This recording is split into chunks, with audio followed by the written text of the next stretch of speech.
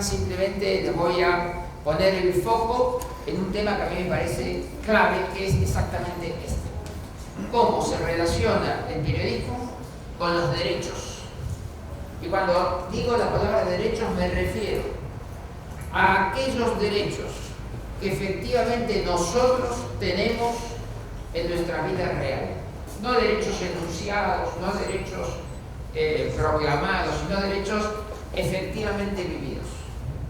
En todo momento histórico, las sociedades tienen un conjunto de derechos que son efectivamente ejercidos por la ciudadanía.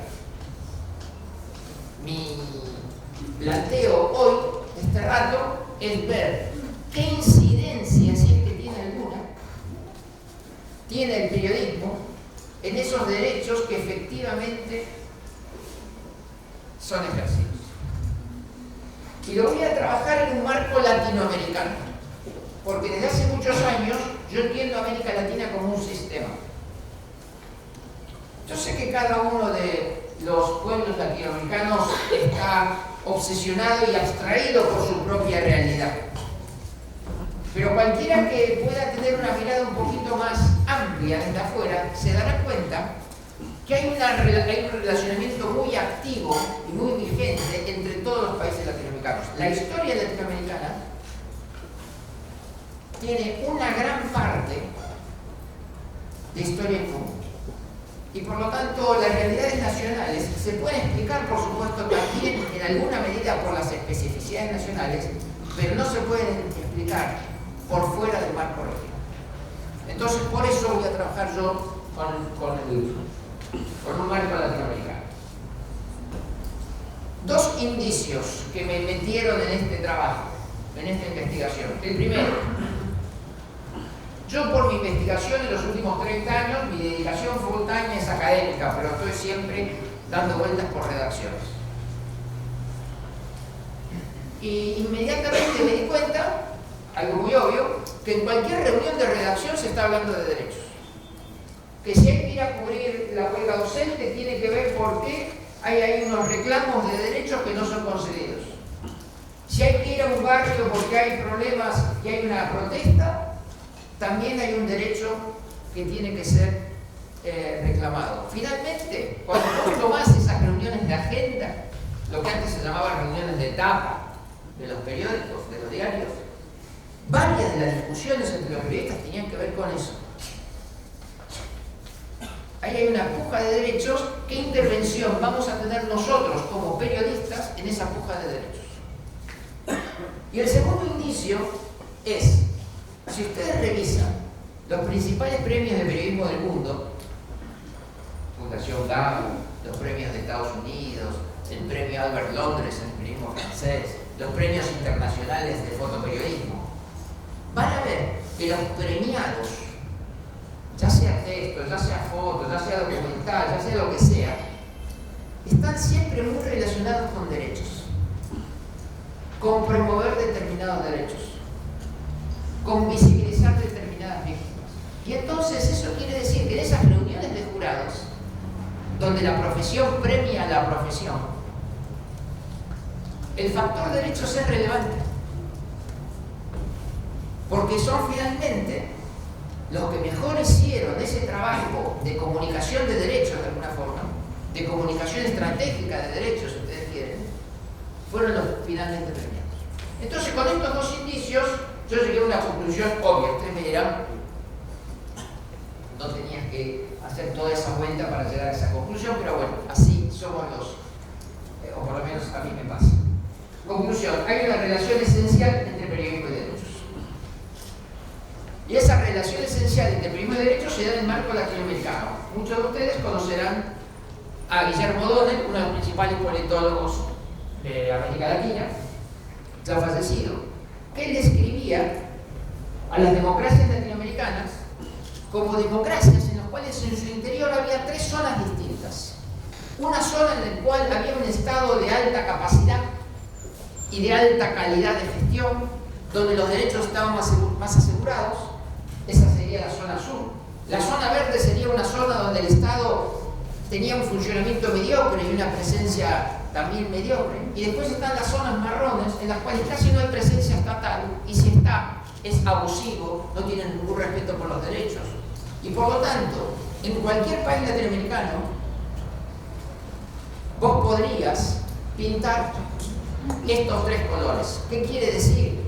Que en la misma democracia brasileña, democracia peruana, democracia chilena, democracia boliviana, democracia argentina, vos tenés, por lo menos, para simplificar, tres distintos niveles de intensidad de ciudadanía. Entonces, estos periodistas que se relacionan con los derechos también se relacionan distinto en cada una de estas tres zonas. Esto va complejizando la investigación. Y aquí yo les presento tres esferas con las cuales nosotros podríamos entender en cualquier momento histórico y prácticamente en cualquier sociedad qué tipos de derechos tenemos desde el punto de vista de la opinión de las personas. Vamos a tener derechos que son aceptados por todos. La sociedad entera acepta ese derecho, no duda sobre ese derecho. El derecho a la vida, no duda sobre ese derecho. Por lo tanto, es un derecho que está fuera de toda discusión. Hay una segunda esfera de derechos que son los derechos que están discutidos, que lo ven todos los días ustedes en los medios, los que están a favor y los que están en contra. Y eso va cambiando históricamente. Hace 50 años se discutían algunas cosas que hoy ya no se discuten, quizás forman parte del consenso, pero hoy se discuten nuevos derechos que sectores sociales proponen como nuevos derechos y en parte de la sociedad no admite como nuevo derecho, entonces hay una discusión.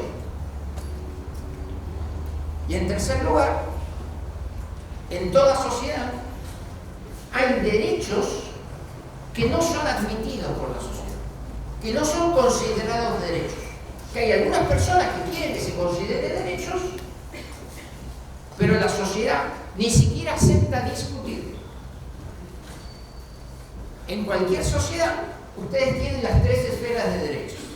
¿Y qué quiere decir esto? Que históricamente los derechos van viajando por distintas esferas. En algún momento ustedes tuvieron la esclavitud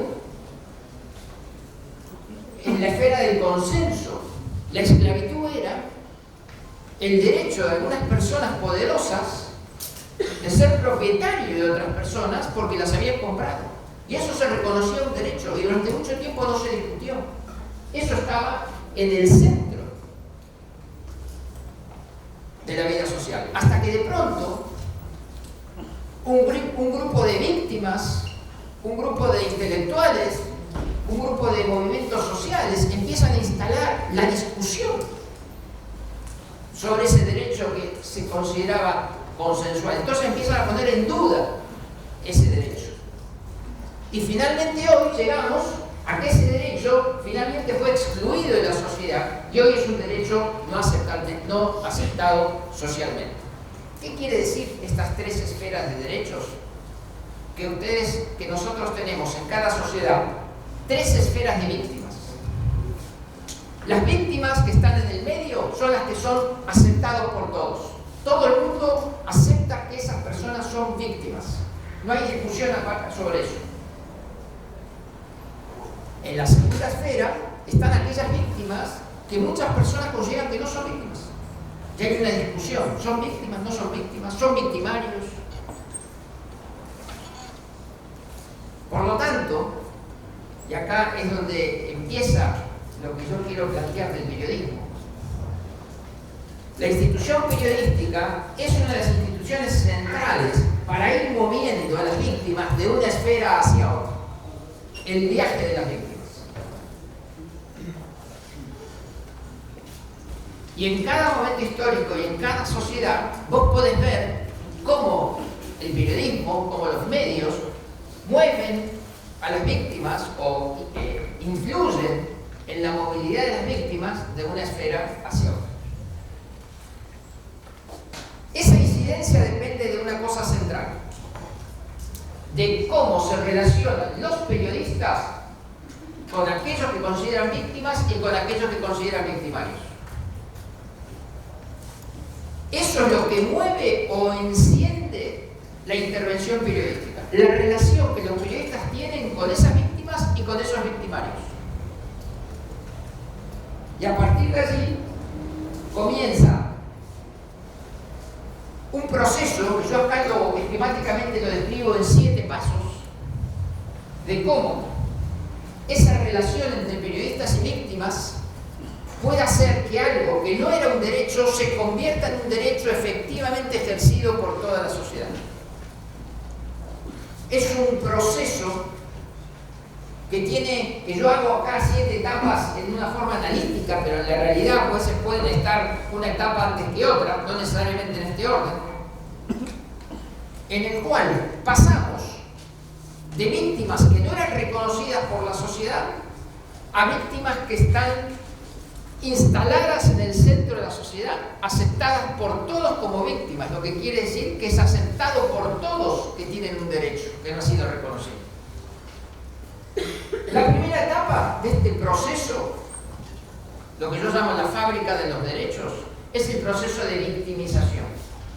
Es el proceso de cuando la víctima entiende que es una víctima. A partir de un proceso subjetivo de percepciones, la víctima entiende que tiene una privación relativa injusta.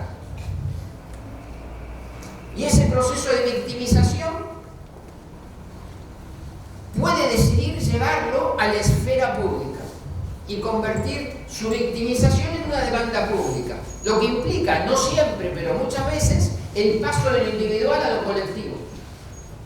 Es un proceso de victimización en el cual yo me encuentro con otras víctimas, en los cuales voy construyendo una comunidad de víctimas que inician un proceso de victimización pública. Hay victimización primaria, secundaria y terciaria. La victimización primaria es de arranque, cuando esa víctima recibe los agravios iniciales que le hacen sentir esa privación relativa. La victimización secundaria es cuando después de haber sido ya convertida en una víctima, empieza muchas veces, frente al sistema mediático o frente al sistema estatal, a ser revictimizada.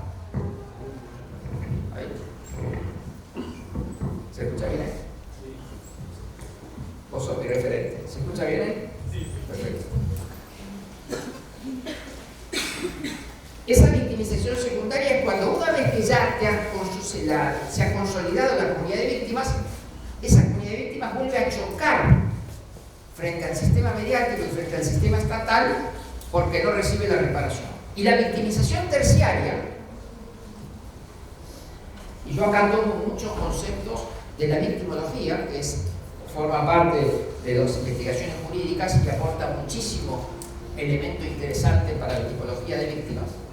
La victimización terciaria es cuando aquellos que están rodeando al victimario, cuando ese victimario recibe los castigos, ese entorno del victimario sufre las consecuencias y se convierte también en víctima.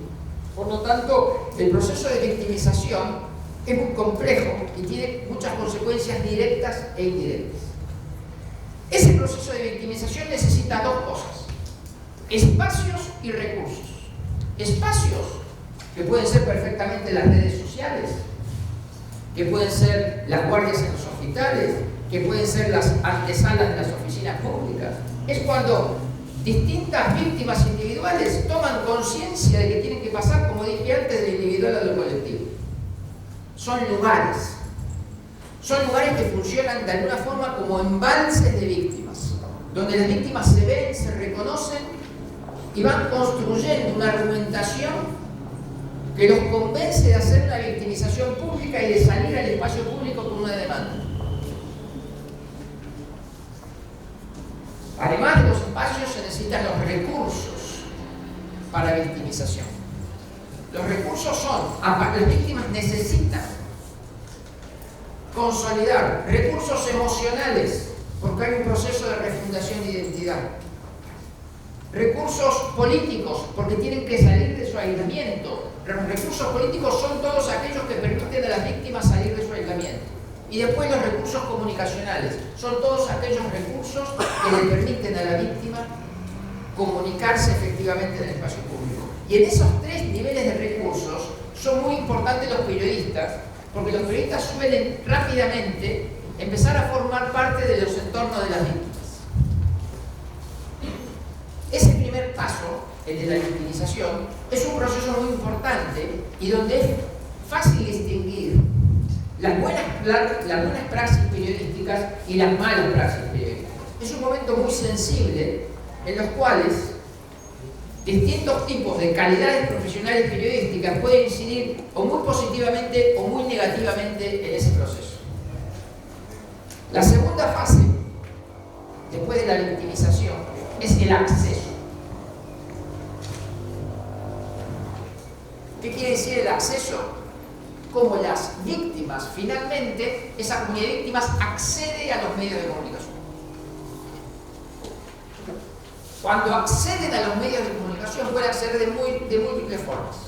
Pueden acceder por eventos extraordinarios, pueden acceder por eventos planificados, pueden acceder por un actor por fuera, un actor, por ejemplo, de la política, utiliza su capacidad de acceso a los medios para darle ingreso a los medios a una comunidad de víctimas. Y también, y esto es muy importante y es donde yo quiero marcar hoy, pueden ingresar las víctimas por la línea editorial de un medio de comunicación. Y aquí hago un pequeño paréntesis. ¿Qué es una línea editorial? ¿Qué es una línea editorial? Yo les propongo pensar la línea editorial de la siguiente forma, de cualquier medio de comunicación. En los temas que tiene la agenda de ese medio, ¿quién considero como medio que es la víctima y quién considero que es el victimario? Y de acuerdo a ese posicionamiento, es mi línea editorial. Y ese es un ejercicio permanente en las redacciones. Ante cada tema público, discernir quién considero que es la víctima y quién es el victimario. ¿Qué sería entonces una línea editorial? Un listado de víctimas y de victimarios, donde vos jerarquizás en tu línea editorial cuáles vas a considerar que son las víctimas más importantes y cuáles son los victimarios más detestables. Y vos en esa descripción y definición de línea editorial lo podés poner a La Nación, la podés poner a Infobae, la podés poner a Izquierda Diario, la podés poner a Clarín, lo podés poner a Página 12, lo podés poner al New York Times y lo podés poner al diario oficial del Partido Comunista de Chile. Una línea editorial es eso, una lista de víctimas y una lista de victimarios. Por lo tanto, cuando tu línea editorial de medio coincide con una comunidad de víctimas, es mucho más posible que esa comunidad de víctimas tenga acceso. Ustedes pensaron que yo les iba a hacer responder esta pregunta, ¿no? Fíjense. La Nación y Página. ¿Qué es una línea editorial? Y Alfredo Leuco, ¿no? Estoy acá de los dos lados de la grieta. Página 12 por un lado, Alfredo Leuco por el otro. Miren lo que dice Leuco. La mirada ética consiste en establecer dónde están las víctimas y quiénes son los victimarios en cada una de las situaciones que nos toca enfrentar. Es un dilema que el periodista tiene que resolver varias veces por día. En el aniversario de Página sacaron su diario con esa frase extraordinaria: un diario más derechos. No coinciden posiblemente entre Leuco y Página 12, ¿no? Pero los dos tienen esa visión. Yo creo realmente, dice Leuco, que las víctimas son estas, los victimarios son estos, ¿no? Cada uno tiene su línea editorial diseñada a partir de ese desafío. Bueno, ahora, ¿se acuerdan del niño sirio? Y se acuerdan del impacto mediático y el impacto sobre la política pública migratoria europea. En la medida que nosotros analizamos que la incidencia de los medios es relevante en la efectiva gozo de los derechos, tenemos que inmediatamente concluir que esa incidencia es muy variable. Porque por definición los medios tienen una agenda que está continuamente cambiando de tema, continuamente variando. Y entonces hay una enorme volatilidad desde este punto de vista de la incidencia. El acceso es esto, pero el acceso no te sirve mucho para los derechos. Al tercer cuadrito ya te olvidaron. Y hoy ya en general la política pública ya no está tan impactada por esos hechos de aquel momento, de ese niño sirio muerto dramáticamente en el Mediterráneo.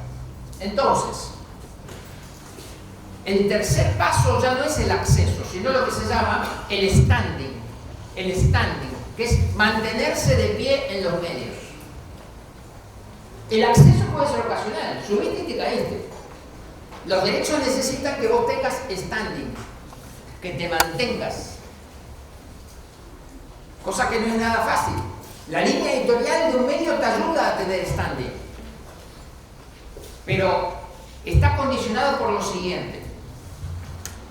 Una noticiabilidad intramedia. Es decir, un medio decide que esa comunidad de víctimas se sostenga en el medio. Segundo, una noticiabilidad intermedia.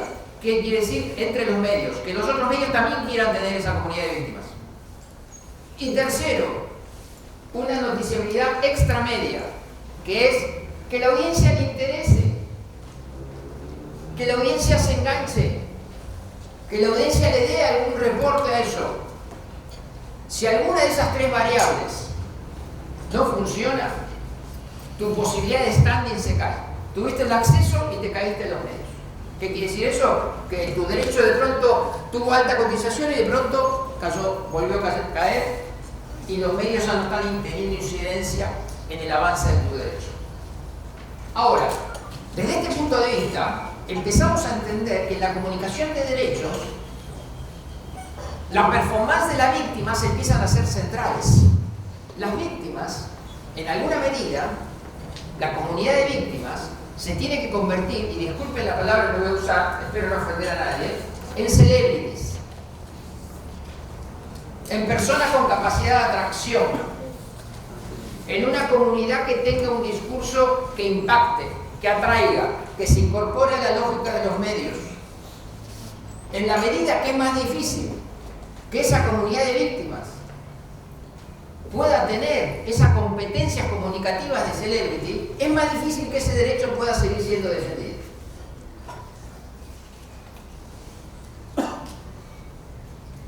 Este es un caso que a mí me interesa mucho, que es un caso de Brasil. Uno de los mejores trabajos que se ha hecho en América Latina en los últimos años. Dos periodistas de un diario regional de Brasil pidieron una lista de quiénes eran los integrantes de un instituto de menores con problemas con la ley hace 10 años para saber dónde estaban ahora, ¿no? Entonces fueron a buscar la lista, por ejemplo, quiénes eran los menores que estaban en este instituto en el año 2009, en este estado de Brasil. Y los periodistas se dedicaron a analizar las biografías de esos menores para ver dónde estaban hoy, para ver cómo había funcionado la política pública de desarrollo de esa población juvenil. Después de mucho trabajo, estos periodistas que están especialmente dedicados a analizar derechos, como ustedes pueden ver, no explícitamente, no fue explícito, sino que forma parte de su ADN profesional. Analizar cómo está funcionando la política pública juvenil en este estado de Brasil, si realmente es efectiva. Finalmente, como ustedes se pueden imaginar, el trabajo de ellos, que fue un premio muy importante en América Latina, lo que se ganaron, definió que de los 100 chicos que habían estado ahí, 10 años después,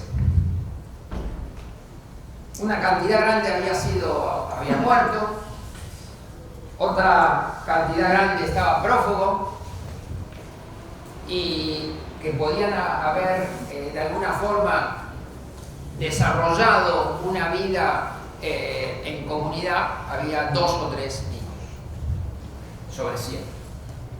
Este es un típico trabajo sobre derechos en América Latina y este es un típico trabajo que produce standing, ¿no? La investigación periodística instala la ausencia de un derecho y activa una cantidad de instituciones para poder reparar ese derecho. Perdón. Después del standing viene la resonancia, que es, no solo tenés que estar en los medios, sino que tenés que ser conocido, escuchado y tener un impacto en la sociedad. Esa comunidad de víctimas que está buscando su derecho tiene que tener resonancia. Hay mucha gente que está permanentemente en los medios y tiene poca resonancia. En este caso no. Tu derecho necesita resonancia. Fíjense esta tapa. No es una tapa, es una página interior. ¿Se acuerdan de la foto que hablábamos antes del niño sirio?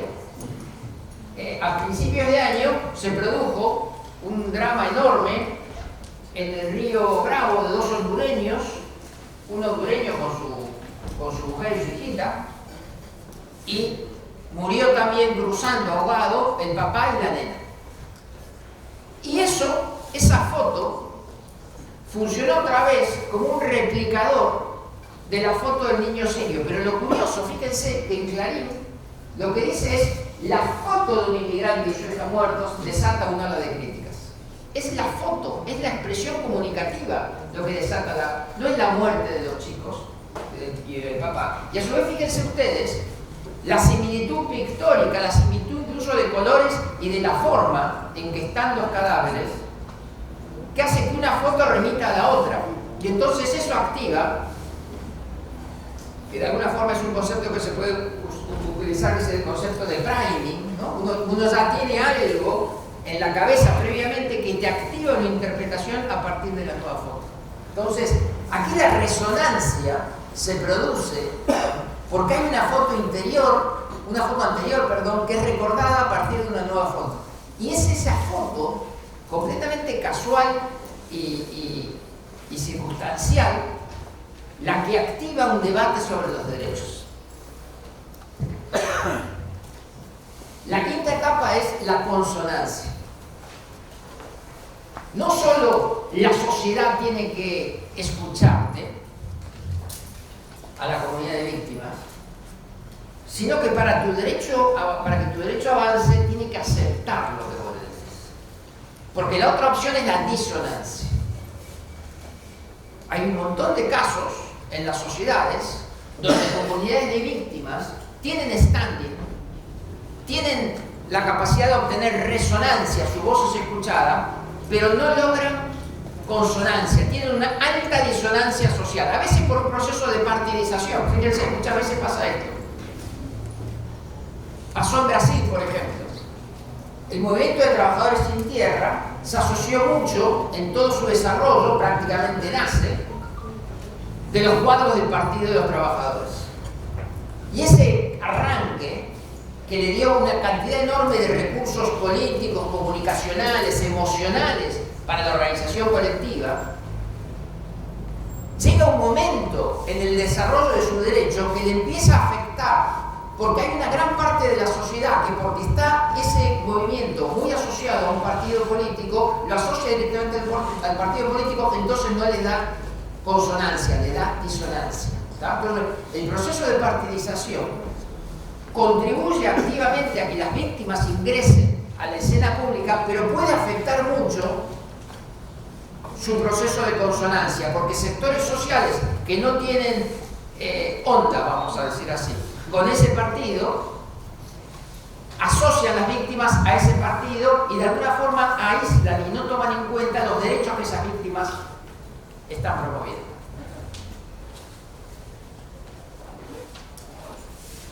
Voy a avanzar así. ¿Cómo se lograría la consonancia? ¿Cómo se lograría esta aceptación? Dos características fundamentales, por supuesto, bastante abstractas, pero indicativas. Uno, credibilidad, y otro, relevancia. La comunidad de víctimas, en su comunicación de derechos, tiene que sostener credibilidad y sostener relevancia. Consistencia entre creencias, reclamos y acciones, consistencia entre los encuadres y los sucesos. Hoy vamos a tener al padre del encuadre, el padre del framing acá a la tarde, Robert Entman. Y la credibilidad percibida de los voceros, que es siempre muy importante. Y acá un pequeño paréntesis sobre credibilidad. La credibilidad exige dos condiciones fundamentales. En primer lugar, que ese vocero uno entienda que sabe de lo que está hablando. Y segundo, muy importante, que ese vocero no se le perciban segundas intenciones. Y eso es mucho más difícil. En la medida que a ese vocero se le perciben segundas intenciones, por ejemplo, estar trabajando en esa comunidad de víctimas a favor de un partido político, a favor de un sector social, a favor de un sector empresario, lo que sea, en la medida que se instala esa segunda intención, entra en crisis la credibilidad. Por eso, repitiendo, la credibilidad sería la confirmación que vos tenés de que el vocero realmente sabe lo que está hablando, y en segundo lugar, que ese vocero no tiene segundas intenciones. Y segundo, la relevancia. Esos derechos tienen consonancia en la medida que las personas las sienten relevantes en su vida. Por eso, las víctimas que tienen un alto nivel de identidad les cuesta mucho lograr consonancia. Por ejemplo, los pueblos indígenas.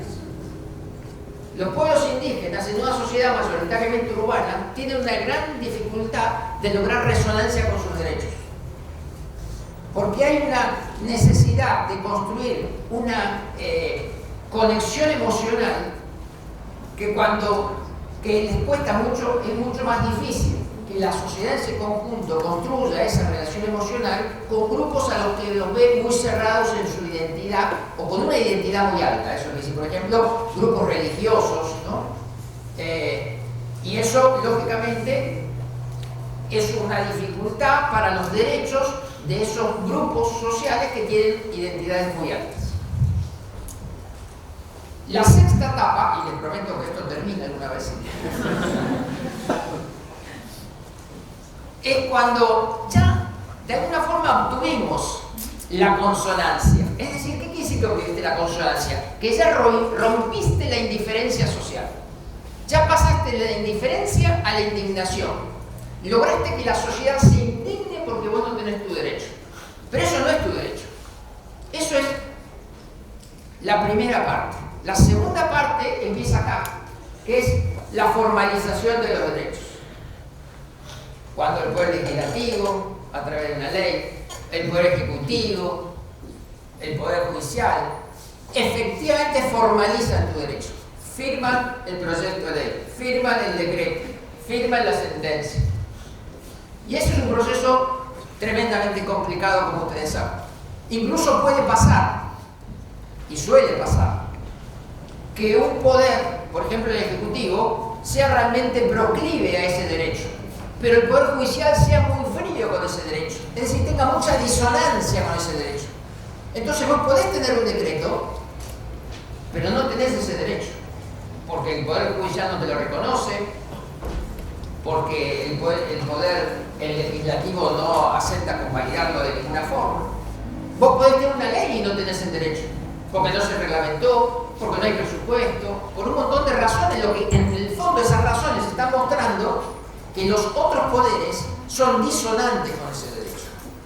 Por lo tanto, en esta etapa de formalización, lo que vos tenés que romper es la indiferencia institucional y pasar de la indiferencia institucional a la indignación institucional. Esas dos fotos son dos fotos que me gustan mucho, son las únicas plazas que yo conozco, que seguramente hay más, pero son las que yo conozco, de los tres poderes, plazas de los tres poderes. Una es en Brasilia y la otra es en la ciudad de Santa Fe, que representan a los tres poderes. Acá la de Brasilia no representa a los tres poderes. Efectivamente, en la misma plaza está la Corte Suprema, el Poder Ejecutivo y el Parlamento. O sea, eso es un protestódromo extraordinario. Y lo otro es en la ciudad de Santa Fe, el monumento de los tres poderes. Y para llegar al séptimo, perdón que avanza así, ahora me convertí en un guía turístico. Este es el Museo de la Constitución que acaba de abrir en la ciudad de Santa Fe, extraordinario. Un derecho puede estar formalizado, puede estar sancionado por una norma, pero está dormido. Las constituciones latinoamericanas son preciosas. Conceden todos los derechos. Ahora salís a la calle y no los encontrás esos derechos. Ese proceso de formalización, que es el sexto paso, no es el último. El último paso es la consolidación. Ya superaste la indiferencia social, superaste la indiferencia institucional, pero la clave en el ejercicio de los derechos es superar la indiferencia estatal. Es el Estado el que efectivamente realiza los derechos y los pone en tu cuerpo y en tu vida. Vos tuviste una enorme performance para lograr la indiferencia, para lograr la indignación social, una enorme performance de lobby para lograr la indiferencia institucional, pero después tenés el Estado. Y el Estado puede ser tremendamente disonante, a pesar de todas esas sumas de indiferencia, de indignación que están avanzando, esa ola de indignación que avanza hacia el Estado. Y en este punto también, en cada una de estas etapas, quizás no lo he dicho directamente, pero en cada una de estas etapas, la incidencia periodística va colaborando y construyendo esa indignación o no. Porque la incidencia periodística puede ser para bloquear o para hacer avanzar, de acuerdo a la línea editorial de cada medio. Finalmente, esta indignación estatal llega finalmente a hacer efectivo el derecho con lo que se llama la burocracia del nivel de calle, el street level bureaucracy. Cuando la maestra concreta el derecho a la educación, cuando el médico concreta el derecho a la salud, cuando el policía concreta el derecho a la seguridad, cuando las distintas oficinas públicas en su nivel de burocracia efectivamente realizan ese derecho. Y es ahí también donde el periodismo tiene incidencia. Y van a ver cómo gran parte de las notas periodísticas tiene que ver con cómo está cumpliendo esa burocracia con la necesidad de los derechos en educación, en los temas sociales, en los temas de salud, etcétera, etcétera. Gran parte de la agenda periodística se va por ahí, en tratar de o entender que tiene que mover a la burocracia a nivel de calle para que efectivamente esos derechos se concreten. Estas son las 7 fases de la fábrica de derechos. Victimización, acceso a los medios, standing, resonancia, consonancia, formalización y consolidación. Y estos derechos son móviles, porque la incidencia va variando. La ciudadanía es móvil. De acuerdo en gran medida a cómo la agenda mediática, por ejemplo, puede ir variando en su ciclo, puede ser que haya más altos niveles de consonancia con un derecho o más altos niveles de disonancia con otro derecho. Perdón. Esta sería entonces la triple condición para la no reversión de un derecho. La triple condición para la no reversión de un derecho. La indignación social, la indignación institucional y la indignación estatal. Ese proceso es el que asegura la no reversión de un derecho. Y esa percepción de que las redacciones, desde sus ángulos, desde su línea editorial, desde su visión de quién es víctima, de su visión de cuáles son los derechos que tiene cada uno de defender, trabaja en esa triple indignación, en la indignación social, la institucional y la estatal. Porque finalmente el Estado, y acá termino con la tapa de un libro clásico de Thomas Hobbes, que de alguna forma representa la figura del Estado. El Estado hoy en la sociedad abierta es una estructura de voces incrustadas, en las cuales esas voces van variando y cambiando cómo los brazos del Estado y la fuerza del Estado se mueven. Si hoy hay un motín en una cárcel que genera una enorme matanza trágica, va a haber una especie de resucitar de los derechos de las personas que están privadas de libertad. y eso será durante un tiempo. Si hoy hay un secuestro en el acceso oeste de una persona muy conocida, de pronto la gente va a estar más segura por un par de semanas, un par de meses o quizás hasta un par de años en su acceso, por su viaje por el acceso oeste. Y otra gente de otro lado posiblemente va a estar más insegura. O sea, una movilidad constante. El Estado, esa estructura de nivel de calle, va variando permanentemente el nivel de consonancia con los distintos derechos. Bueno, esto terminaba alguna vez y terminaba. Muchas gracias.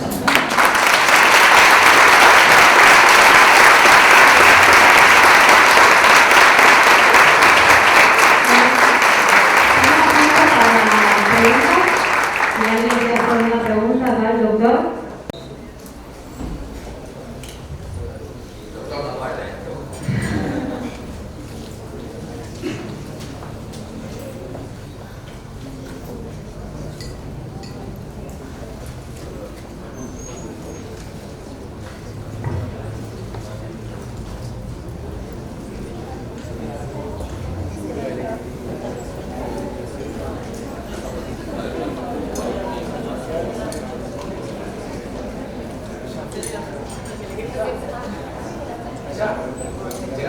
Hola, sí, estaba hoy esperando que tenga Winchester con eso, perdón. No, Fernando, lo único que te quería preguntar era sobre la noción de standing, que la tomás de qué autor, no llega a leer. Standing, yo lo tomo de una discusión que hay sobre el aborto en Estados Unidos y en Alemania, comparada, donde uno de los autores, estaba citado ahí, son 3 o 4 autores, que hacen una Shaping Discourse Abortion, algo así es un libro del 2002. No, te pregunto porque he leído otros artículos que hablan de standing en cuanto al crédito que se le da a las fuentes que se consultan. Y notaba cierta conexión, pero no del todo. Entonces, quería saber si estamos hablando de la misma noción de standing, que tiene que ver con que aparecer en los medios no te garantiza que tu palabra sea realmente tomada en cuenta y escuchada, sino que tenés que cumplir una serie de pasos, entre ellos que sea consonante y que no, digamos, que no se contradiga lo que la gente plantea. No, en este caso, standing es simplemente que vos tengas una voz estable en los medios. No necesariamente que sea consonante, no necesariamente que te traten bien, solo que te inviten. Bueno, gracias.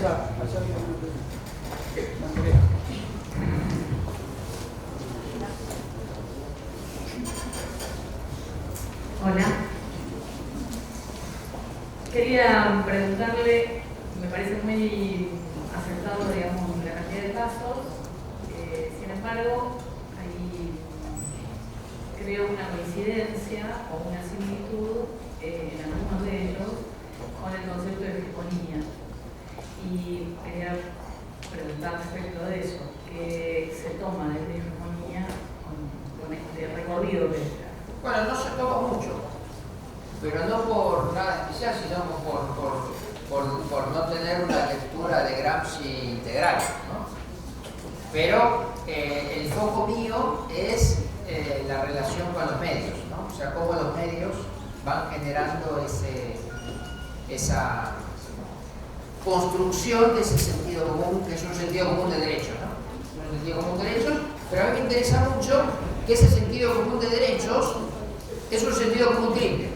Es un sentido común sobre cuáles son los derechos, un sentido común sobre cuáles son los derechos que debemos discutir y un sentido común sobre los cuales no son de ninguna forma derechos. O sea, no es solo un concepto de hegemonía que se refiere a lo que todos aceptamos, sino también a lo que discutimos y a lo que rechazamos.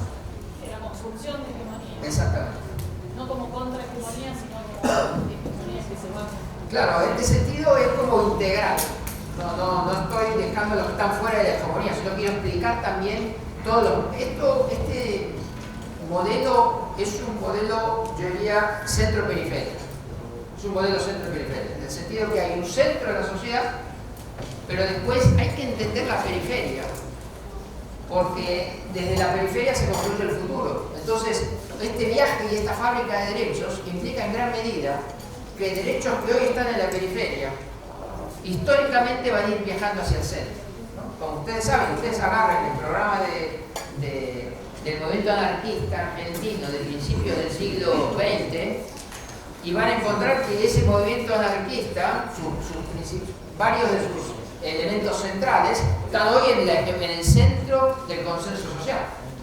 Por lo tanto, entender la fábrica de derechos implica entender el proceso histórico también, cómo hay una cooperación centro-periferia, centro-márgenes, periodismo alternativo, periodismo principal, en el cual en ese sistema se construyen los derechos.